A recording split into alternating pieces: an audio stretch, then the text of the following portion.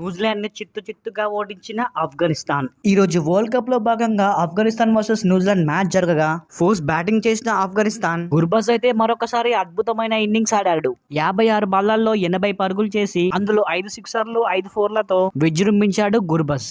ఇక ఇబ్రహీం 44 పరుగులు చేసి అవుట్ కాగా అజ్మతుల్లా 22 పరుగులు చేశాడు. 20 ఓవర్లు పూర్తయ్యేసరికి ఆఫ్ఘనిస్తాన్ 159 పరుగులు చేసి 6 వికెట్లు కోల్పోయింది. ఇక న్యూజిలాండ్ బ్యాటర్స్ అయితే కోలుకోలేకుండా చేశారు ఆఫ్ఘనిస్తాన్ బౌలర్లు. ఫస్ట్ ఓవర్ ఫరూకీ వేయగా ఫిన్ అలెన్ అయితే వేసిన ఫస్ట్ బాల్ లోనే డక్అవుట్ గా పెవిలియన్ పంపించాడు ఫరూకీ. అసలు న్యూజిలాండ్ బ్యాటర్స్ ని అయితే ఏ ఒక్కరిని కూడా 20 పరుగులు కూడా చేయనివ్వలేదు.